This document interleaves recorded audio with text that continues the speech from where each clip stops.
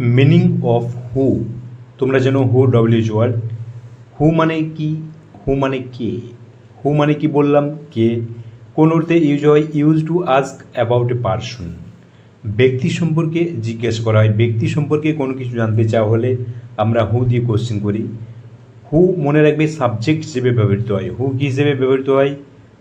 As a subject, as a subject, as a subject হিসেবে ব্যবহৃত হয়, মনে রাখবে।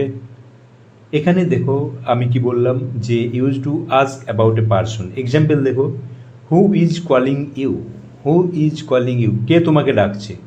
দেখো হু সাবজেক্ট হিসেবে ইউজ হয়েছে, সে ব্যক্তি সম্পর্কে জিজ্ঞাসা করা হচ্ছে যে ব্যক্তি তোমাকে ডাকছে। হু রোড দিস বুক, আরেকটি এক্সাম্পল দেখো, হু রোড দিস বুক, কে এই বইটি লিখেছে, বা কে এই বইটি কে লিখেছিল, এই বইটি কে লিখেছিল।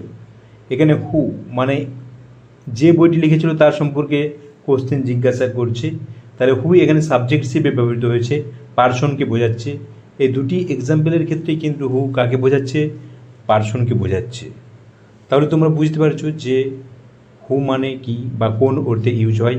ডিটেলড ডিসকাশনের জন্য ডেসক্রিপশন বক্সে লিঙ্ক দেওয়া আছে, তোমরা দেখে নেবে।